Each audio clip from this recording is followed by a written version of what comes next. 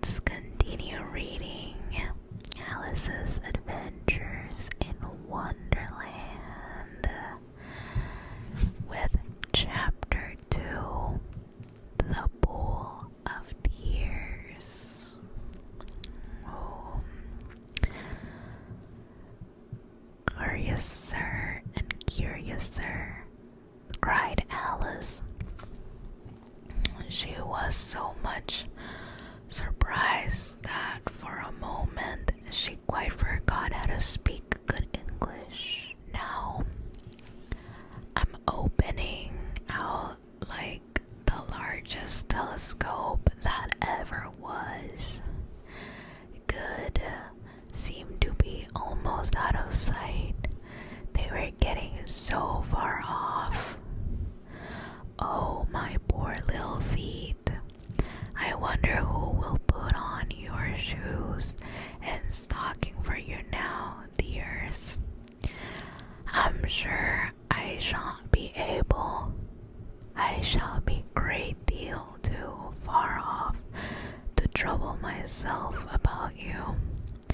You must manage the best way you can, but I must be kind to them, thought Alice, or perhaps they won't walk the way I want to go. Let me see. I'll give them a new pair of boots every Christmas.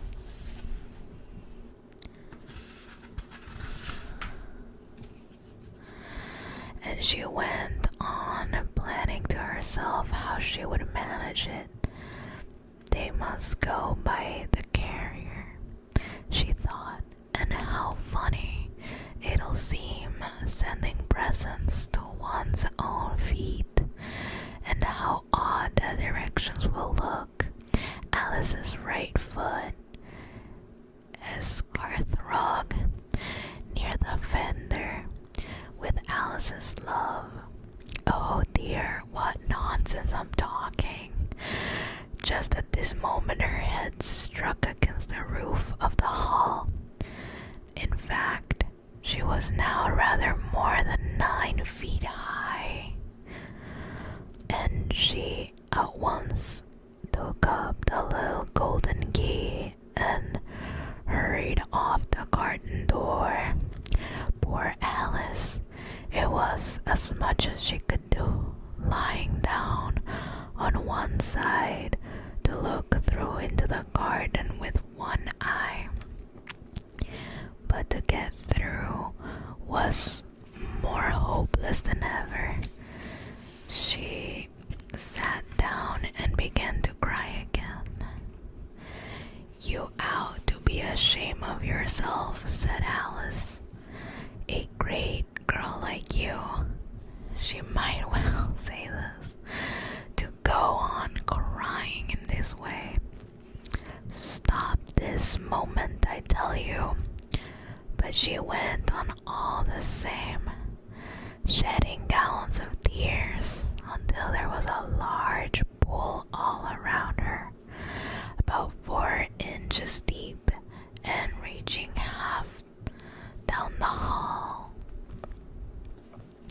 After a time, she heard a little pattering of feet in the distance, and she hastily dried her eyes to see what was coming. It was the White Rabbit returning, splendidly dressed, with a pair of white kid gloves in one hand and a large fan in the other. He came trotting along in a great hurry, muttering to himself as he came, "Oh, the Duchess, the Duchess! Oh, won't she be savage if I kept her waiting?" Alice felt so desperate that she was ready to ask help of anyone, so when the rabbit came near her, she began in a low, timid voice, "If you please, sir." The rabbit started violently, dropped the white kid gloves and the fan, and and scurried away into the darkness as hard as he could go. Alice took up the fan and gloves, and as the hall was very hot, she kept fanning herself all the time she went on talking. Dear, dear, how queer everything is today, and yesterday things went on just as usual. I wonder if I've been changed in the night.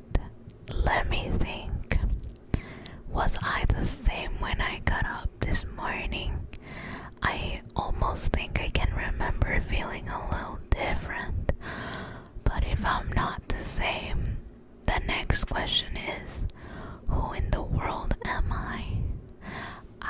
That's the great puzzle.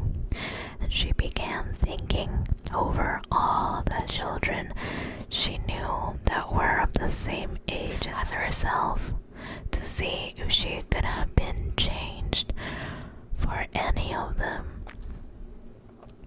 I am sure I'm not Ada, she said, for her hair goes in such long ringlets, and mine doesn't go in ringlets at all.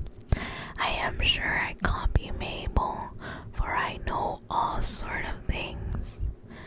And she knows such a very little. Besides, she and I, and oh dear, how puzzling it all is. I'll try if I know all the things I used to know. Let me see. 4 times 5 is 12, and 4 times 6 is 13, and 4 times 7 is... Oh dear. I shall never get to 20 at that rate. However, the multiplication table doesn't signify. Let's try geography. London is the capital of Paris, and Paris the capital of Rome, and Rome... No, that's all wrong. I'm certain I must have been changed from Mabel. I'll try and say, how doth the little... She crossed her hands on her lap as if she were saying lessons and began to repeat it, but her voice sounded hoarse and strange, and the words did not come the same as they used to do. How doth the little crocodile improve his shining tail and pour the waters of the Nile on the very golden scale?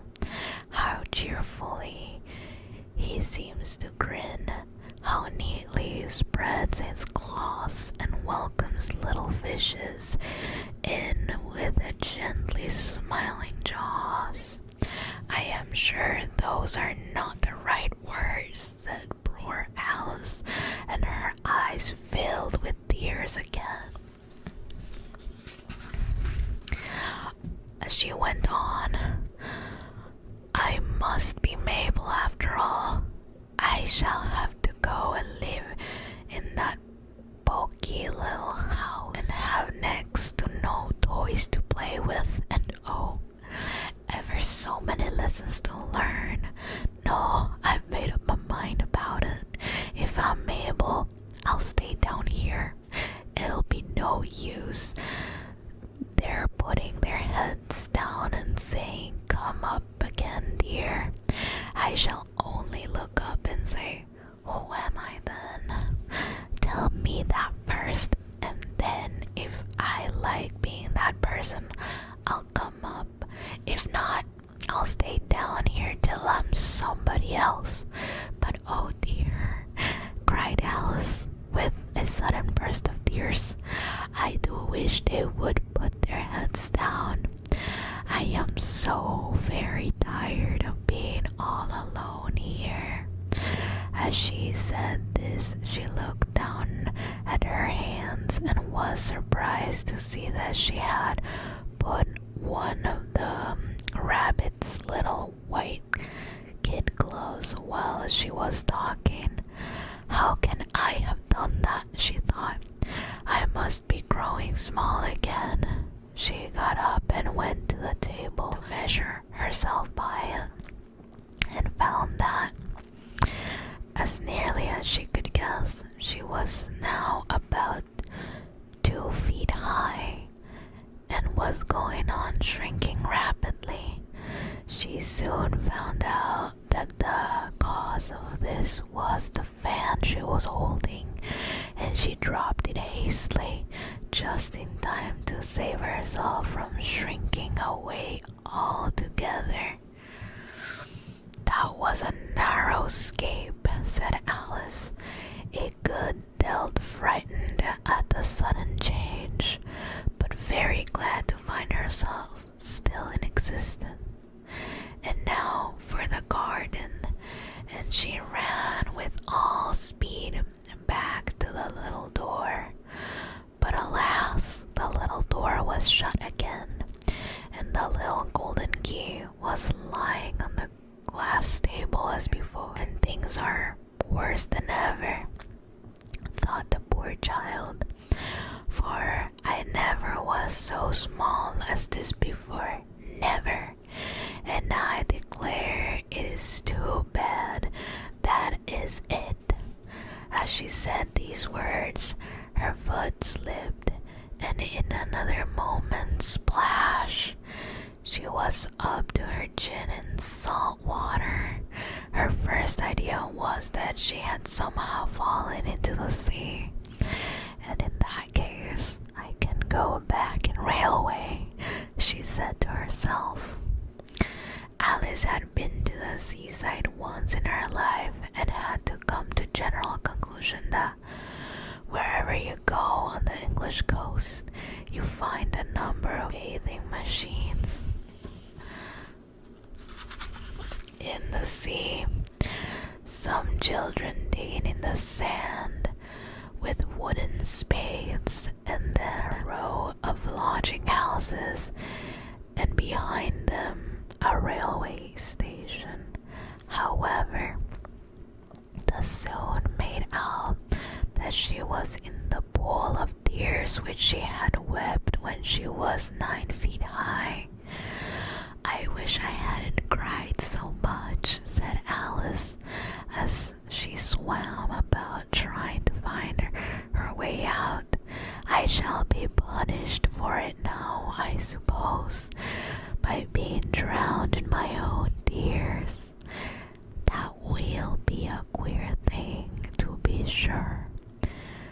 However, everything is queer today. Just then she heard something splashing about in the pool a little way off, and she swam nearer to make out what it was. At first, she thought it must be walrus or hippopotamus, but then she remembered how small she was now, and she soon made out it was only a mouse that had slipped in like herself. Would it be of any use now, thought Alice, to speak to this mouse? Everything is so out of the way down here. I should think it very likely it can talk. At any rate, there is no harm in trying. So she began, "Oh, mouse, do you know the way out of this pool? I am very tired of swimming about here. Oh, mouse." Alice thought this must be the right way of speaking to a mouse. She had never done such a thing before, but she remembered having seen in her brother's Latin grammar a mouse of a mouse, to a mouse, oh mouse. The mouse looked at her rather inquisitively, and seemed to her to wink with one of its little eyes, but it said nothing. Perhaps it doesn't understand English, thought Alice. I dare say it's a French mouse, come over with William the Conqueror, for with all mystery. Alice had no very clear notion of how long ago anything had happened, so she began. "Où est ma chatte?" was the first sentence in her French lesson book. The mouse gave a sudden leap out of the water and seemed to quiver all over with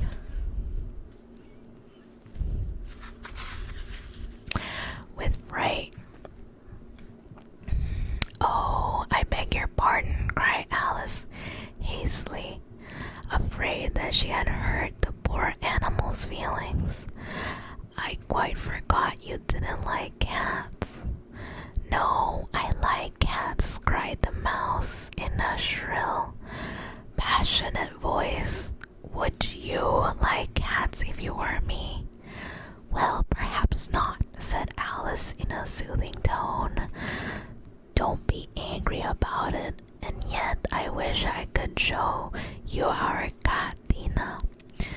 I think you'd take a fancy to cats if you could only see her. She's such a dear, quiet thing," Alice went on, half to herself, as she swam lazily about in the pool. "And she sits pouring so nicely by the fire, licking her paws and washing her face, that she's such a nice soft thing to nurse. And she's such a capital one for catching mice." "Oh, I beg your pardon," cried Alice again, for this time the mouse was bristling all over, and she felt certain it must be really offended. "We won't talk about her any more if you'd rather not." "We indeed," cried the mouse, who was trembling down to the end of his tail. "As if I would talk on such a subject. Our family always hated cats. Nasty, low, vulgar things. Don't let me hear that name again."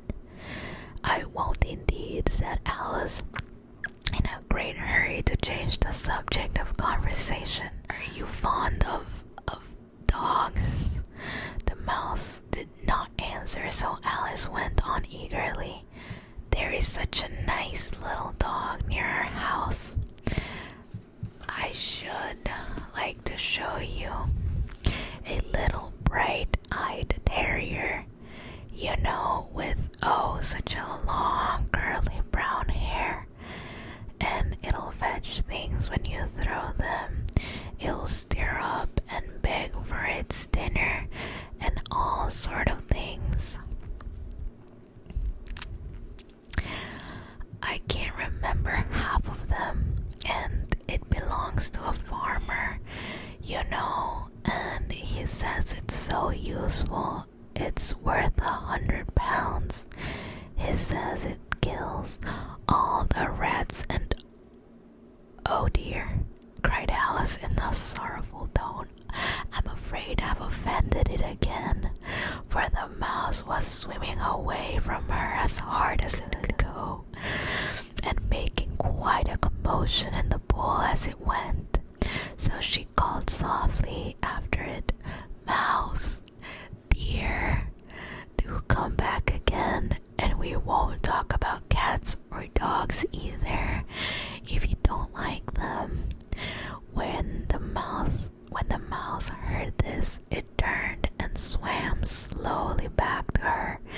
Its face was quite pale with passion, Alice thought, and it said in a low, trembling voice, "Let us get to the shore, and then I'll tell you my story, and you'll understand why is it I hate cats and dogs." It was high time to go, for the pool was getting quite crowded with the birds and animals that had fallen into it. There was a duck and a dodo, a lory and an eaglet, and several other curious creatures. Alice voice led the way, and the whole party swam into the shore.